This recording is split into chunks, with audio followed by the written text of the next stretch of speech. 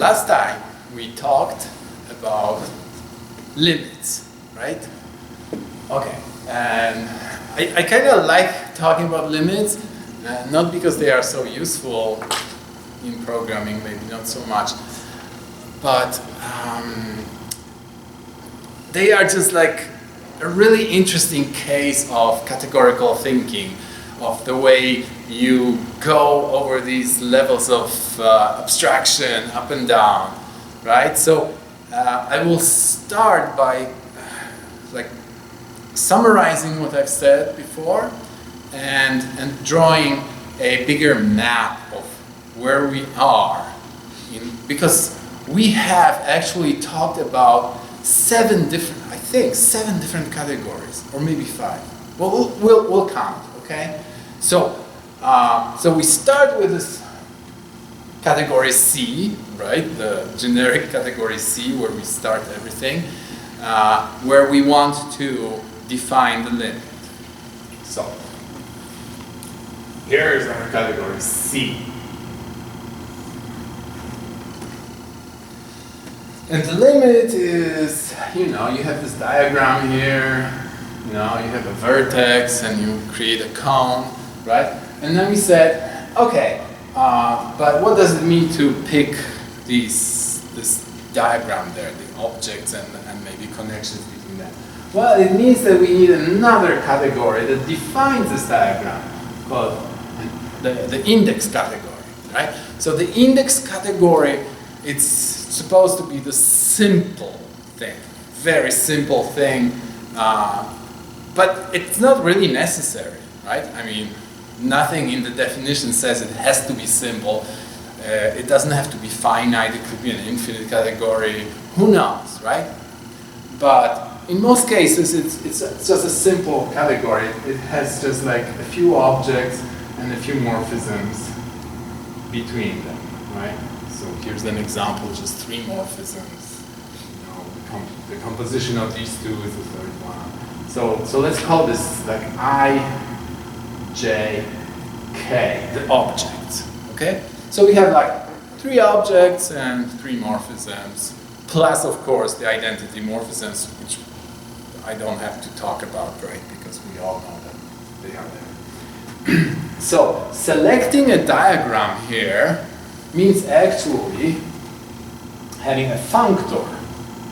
We call this functor D for diagram. Okay? So a functor will map objects to objects, so that there will be object A, object B, object C, right? That are just mapped by this functor. And the functor will also map these morphisms. So this will be FJK. I'm not going to, right?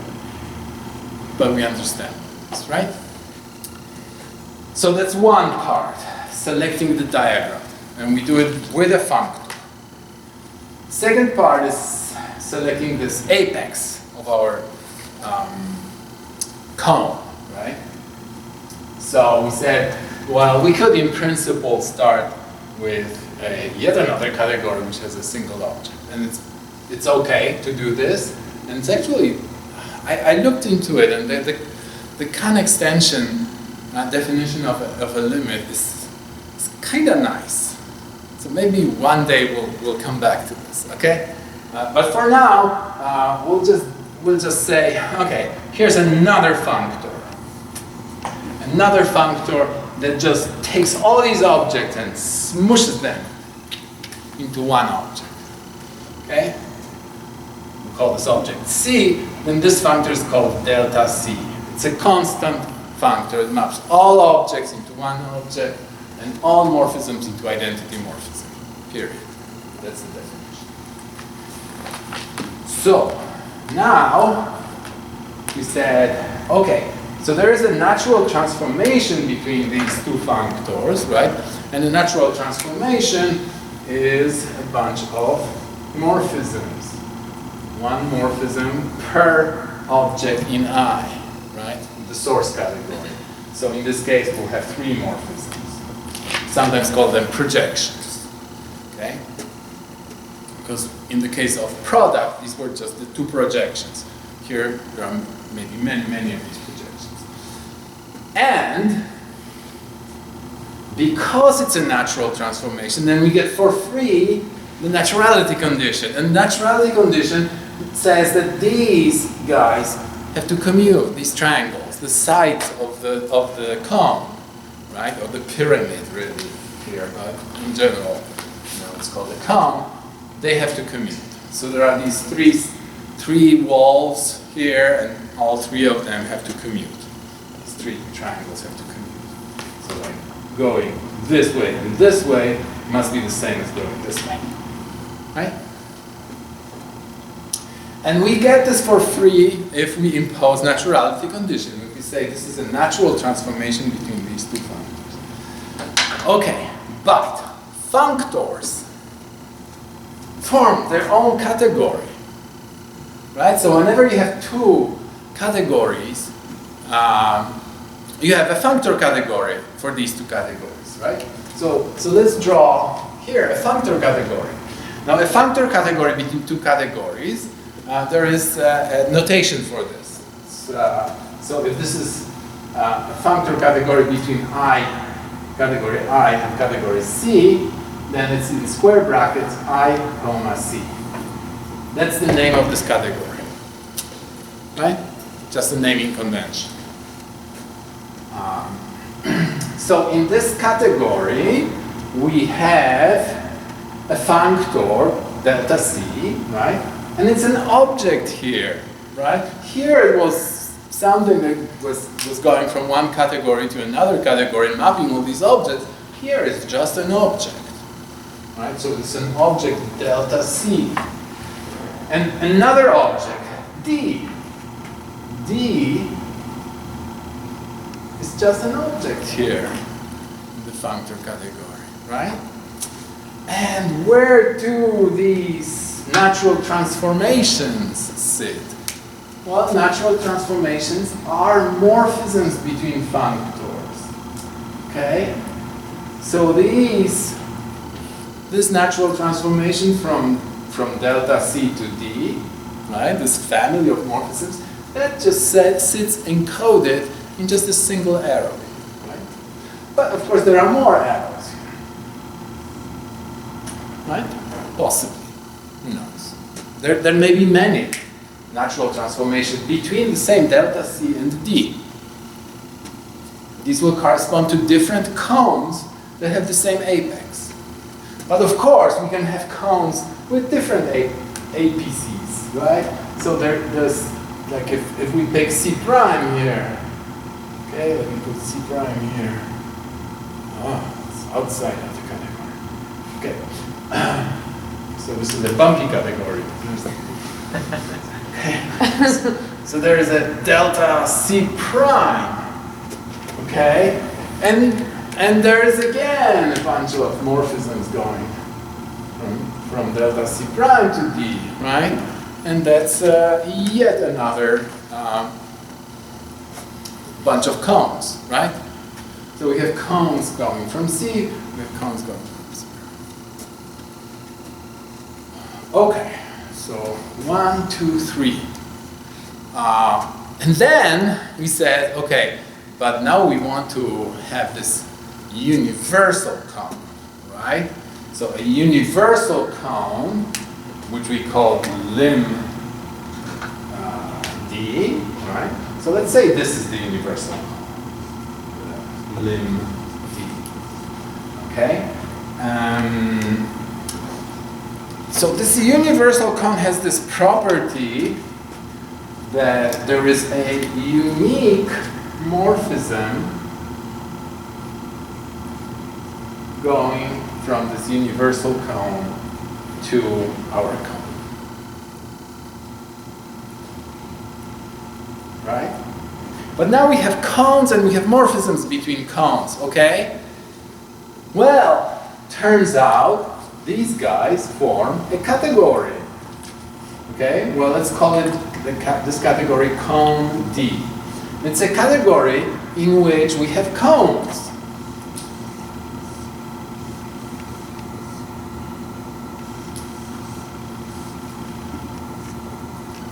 So we have these cones, right? So objects are cones. What's a cone? Oh, the cone is a natural transformation here, right?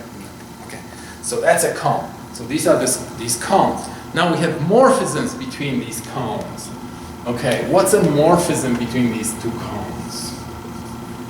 Morphism here, morphism here.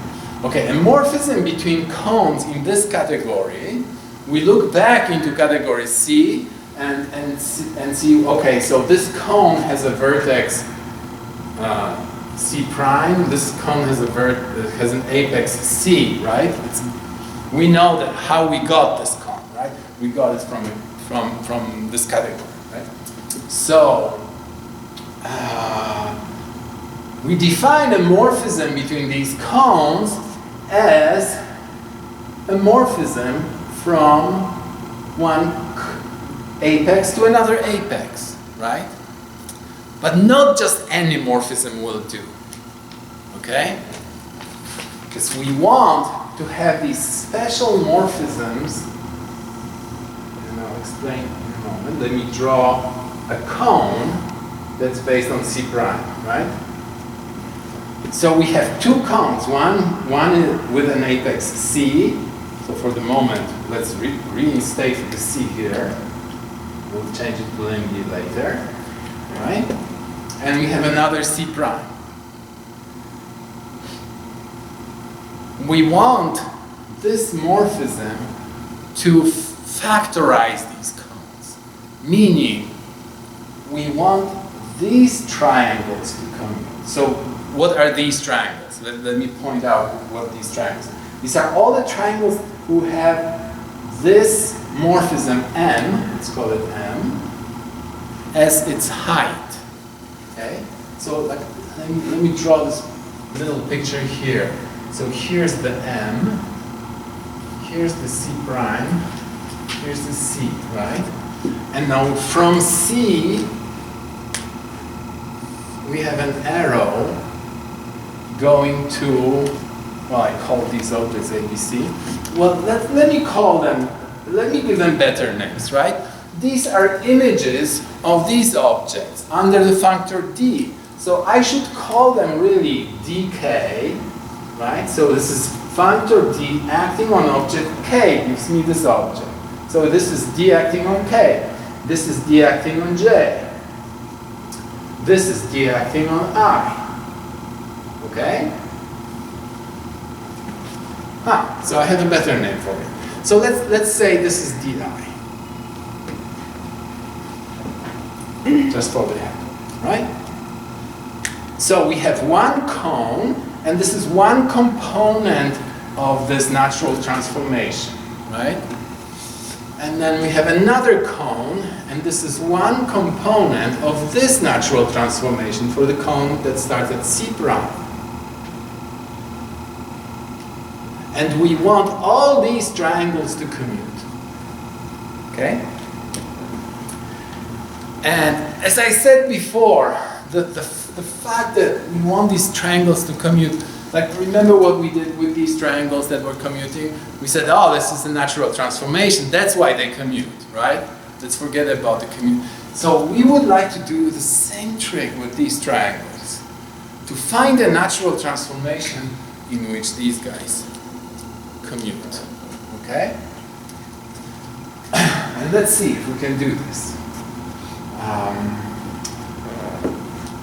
So, these morphisms in the cone category correspond to these morphisms that make these triangles commute.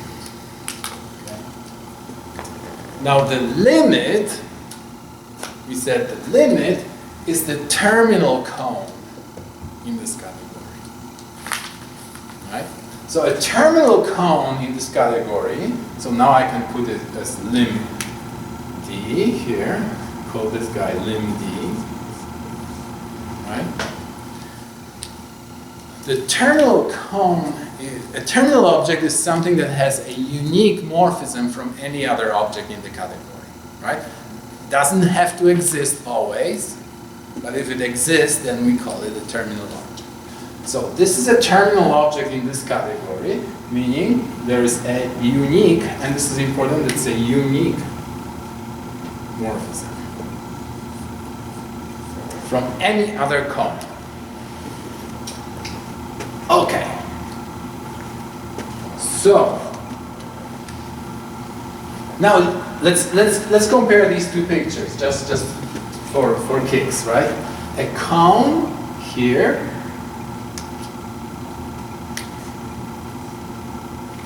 cone here is an arrow here, okay? A natural transformation. Remember, the cone was identified with natural transformations between these two functors. These are these two functors. An arrow here corresponds to a whole natural transformation, right? So you see how we are juggling these things, right? So category C, category I, functors between these two categories form a category. In this category, we have arrows are natural transformations. These natural transformations are cones in here, okay? Now these guys, the morphisms between cones, where do they sit? Well, they sit here, right? Okay. So we are kind of back to this category.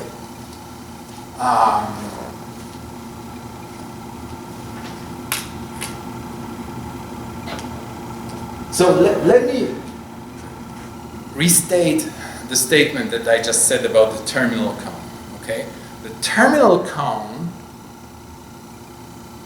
or the limit, is a cone that has a morphism from any other category, from any other cone, right? These natural transformations between two functors, okay, I wrote them as NAT of two functors, right? But there is a notation for morphisms between two objects that just says specify the category and in parentheses the two objects, right? That's a home set.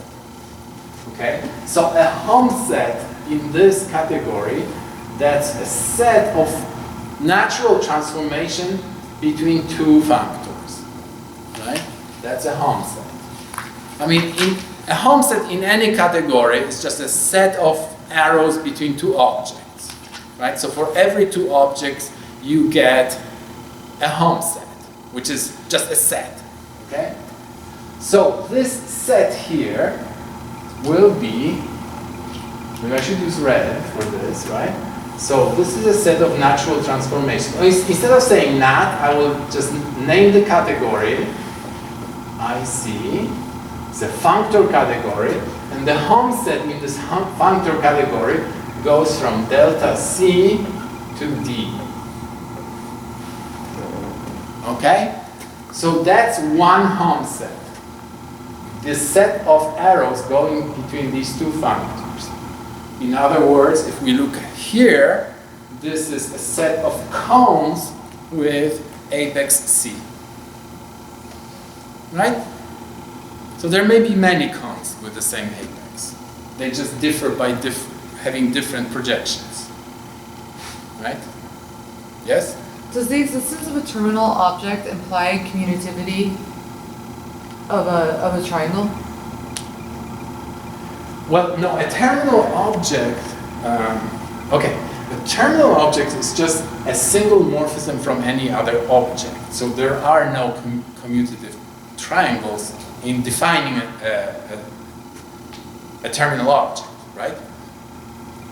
But these morphisms in cone, they come from this picture, right? And this picture says a morphism between two cones is a morphism between these two apexes that makes this triangle, all these triangles commute. So this is where the commutation comes in, right? And we would like to replace this commutation with some clever trick, right? So let's see. So the statement is that for every natural transformation between delta C and D, so for every cone, right? So this is a cone. This guy is a cone. Right? It's a set of cones. Set of cones with vertex C. For every cone in this set, there is a unique morphism going from C. Okay, so here there will be C, and this is limb D, right? There is a unique morphism going from C to limb D. So a morphism between two objects is a member of a set, of a home set, right? So we have a home set here in category C, going from object C to object limb D. So limb D is this object, C is this object. Okay? For every cone member of this, there is a unique morphism going from the apex of this cone to the terminal cone, to the limit. Right? See this? This is very important. So, in principle, you have a whole bunch of these guys here. This is the home set between C and limb D. All these morphisms between C and limb D form a home set, right? That's this home set. Now, for every cone with vertex C, there is a unique morphism in this set. Okay? And I said last time, but I will repeat this.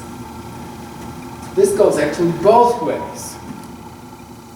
Because if you pick a morphism here, then you get a natural transformation between the two cones. Okay? How can we see this?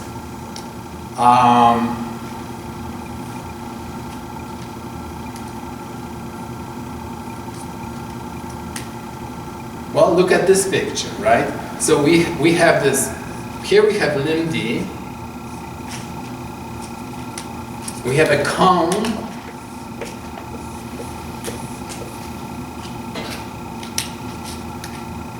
Here's the diagram. Now we have an object C, and I'm picking a morphism, any morphism, from C to limb D. Okay? So I picked one element from here. Does it give me a cone?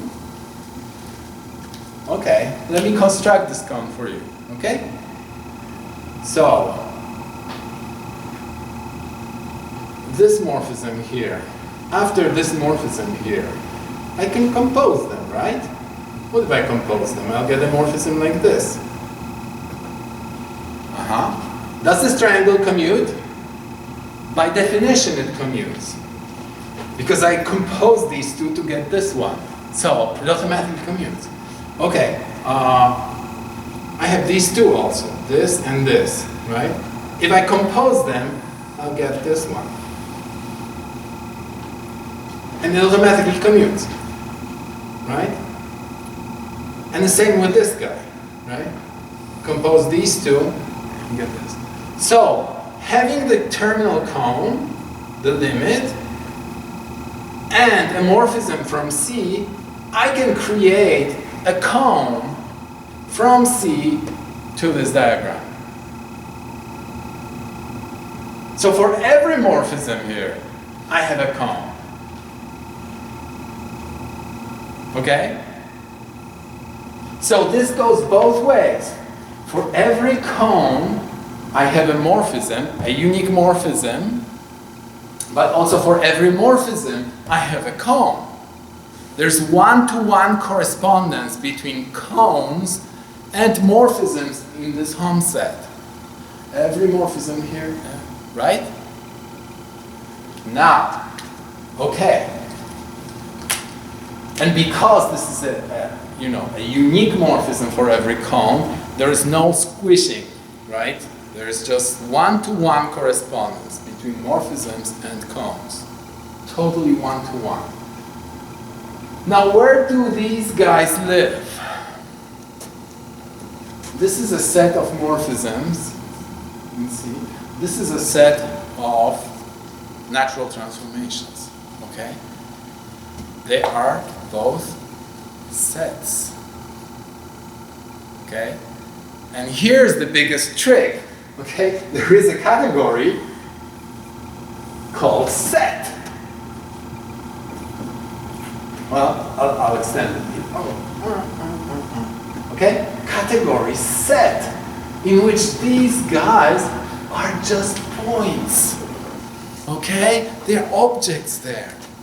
And this is the weirdest thing, because like we are jumping levels of abstraction, right? I mean, this guy is just a simple-minded, down-to-earth potato home set, right? In the starting category. This guy is a sophisticated home set in the functor category, and its members are natural transformations, right? In the category set, they are the same. They are just different sets, right? So the category set is like the ultimate democratic category. Everybody is equal.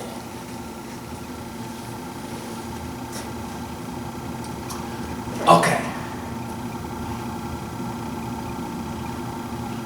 Now, so this is I was just talking about these cones with apex C. Right? What about other? In this category set, we also have a set of cones with a vertex C prime. Okay? C prime to D. Make sure that this is a different one. Okay? And this guy is in one-to-one correspondence with the home set C prime lim D. Right? So these are just cones, these cones, okay? These cones that have C prime at the top. There can be many of these, right? And they are in one-to-one correspondence with the home set from C prime here, okay? So there's like some kind of C prime level here, right? And so on. So now in this category, look what we have. We have these points, these objects, these sets here, right? And these sets are in one-to-one correspondence. What's the difference between these sets? Just this C here. This C varies. Here C prime, C prime, right? So wait a moment. We have something that varies with C. So it's like a mapping from the category C, right? So a mapping between categories, so there is this category C here, right? And I map objects in C, well I map C into these two guys, right? So I have an object C here, and it's mapped into this cone here, and it's also mapped into this home set, right? And C prime, similarly, C prime is mapped into this cone, and it's mapped into this object, right? Okay? So doesn't it look like a mapping of objects between categories, right? So this is a mapping from category C to category set. Okay, a mapping between categories. Functor, huh? Is this a functor? Now just mapping objects is not enough to say it's a functor, right? What does functor do? It has to map morphisms as well. Not only objects, but also morphisms, right? Okay, so we have to look at these guys and see if they map morphisms. Okay? And now, I don't know, I ran out of room here, right? Okay, so let's just summarize this before I erase it, okay? So let's count the categories. 1, 2, 3, 4, 5. 5 categories. One little limit, and we have 5 categories. We are juggling 5 categories, and some of these categories are functor categories. Some of these categories are based on natural transformations, their elements are natural transformations. Okay? So that's like the ultimate in category theory, that you can juggle so many categories and keep everything in mind, right? Okay, so what picture can I erase? Let me erase this category, okay? And let me erase this diagram, okay? I will redraw this diagram later because I will probably need it, okay? And now, I want to show that these two guys are functors. So that's number one thing, that these are functors. Okay, let's start with this guy. It's simpler, right? So the mapping from C to the set of morphisms from C to some lim D. Is this a functor? Does anybody remember if it's a functor? Oh, we haven't talked about it. Well, we have. We have talked about it, but maybe not under this guise. Okay? So, it is a functor, but it is a contravariant functor. Right? Because, well, I'll just show it to you. Okay? It's a contravariant functor. So, we have a functor. We want a functor that takes an object C and maps it into the set C lim D.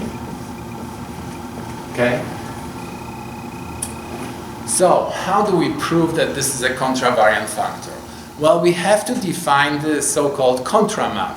Remember? Contramap is the way of lifting a morphism. So, we need a morphism in our category C. So let's say we have C and we have some C prime, and we have a morphism going from, but now I'm saying this is a contravariant functor, so I will reverse the error.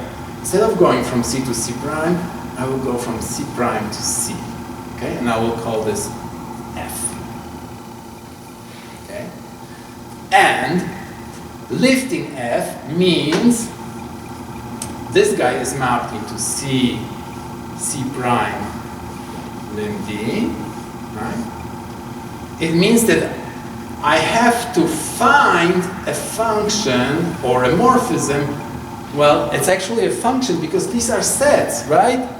So morphisms between sets are just functions. So we are now into functional programming. So this is easy. This is totally easy. So we want to find, and I'll call this contra map acting on F will give me this mapping, right? So how do we do this as programmers? Well, okay, let's pick an element of this set and define it for an element, right? So here's some guy in this, some point, right? Point-wise, we define a function. So a point in this is actually a function. Let's call it U. It's a function, what kind of function? Well, it's a function from C to lim D, right? Now we want to map this function into some function in here, okay? So let me name this function. This is what we are returning, right? So let's call this function V. And this function will be going from C prime to lim D. Okay? And this is f that's going from C prime to C. Okay? So given these two, can somebody implement something that will return V? Given a function from C prime to C and a function from C to lim D, can we get a function from C prime to lim D? Just compose. Right, right. So V equals, what order? U after F? Yes. U after F. We have implemented a contramap of F. Contramap of F is this. It takes a U and maps it into V, which is equal U after V, after F. Okay? So we've done it. It is actually a contravariant functor. It maps objects to objects, and it maps morphisms to morphisms, but with reversing the arrows. Right? Okay. Now, so this is the easy one, right? This is the easy one. The hard one is this one. But is it really hard? Okay? So this side, I'll just erase this.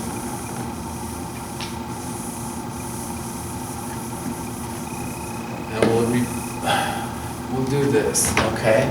So now we have a functor that takes a C and assigns to it a set that we called I, capital C, right? Delta C D. Okay? And this guy is a set of natural transformations. Delta, and the difference is that here's a C prime, right? Delta C prime D.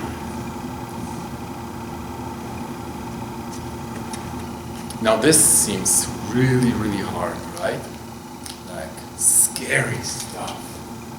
How do we implement this guy? Well, step by step, right? So how did we do it before? Well, we pick a natural transformation here, okay? Let's pick a natural transformation and give it a name. Let's call it mu. Okay, mu. It's a natural transformation that's a member of this set. Okay, and so we have this f, we have this mu, and we want to produce a nu that is a member of this guy. So it's a natural transformation nu. Okay. It's a natural transformation going from this functor to this functor. Okay, how do we map natural transformations? Oh, wait a moment. A natural transformation is just a polymorphic function, right? It's a family of functions. Okay, so it's a family of functions, and this family of functions is one function per object in I, right? So there's one function for I, this function, So a component of this, let's start with mu, right? A component at I, this object here, will be a morphism that goes from, well, what's delta C of I? Delta C of I is just C. Okay, so it'll go from C to, and what's D of I? DI. Okay. So that's a component. And now, this guy lives in the category of C, right? So I have this F in C, right? I have this mu I in C. And what I need is nu I. And nu I goes from, well, what's delta C prime of I? Delta C prime of I will map it into C prime, obviously, right? And what's d of I? Well, it's the same di. Actually, this is d acting on I. It's not a subscript. It's just d acting on I. Okay. Now it's like, duh, of course. So how do we get nu I given function from C prime to C and function from C to di? We want a C prime to di, right? Nu I is just a composition of mu I after f, right? F will get us from C prime to C, and mu I from C to di, and we went from C prime to di. C prime to di. Okay? So natural transformations are not scary. Okay? Because, you know, natural transformation is just a family of functions, so pick one and do it for this one. Okay? And if you can do it for one, you can do it for all of them. Right? You can now vary I, you can say I, j, k, you know, the same formula applies. So given a component here, I get a component there, right? So what have I shown right now? I have implemented contramap for this functor. So I have shown that this is indeed a contravariant functor. So we have two contravariant functors that go from the category C to the category Z. Okay? And when we have two functors, then, hey, maybe we can have a natural transformation between them. And what's the naturality condition for them? It will be the commutation of these triangles. Okay? So let's take a break now.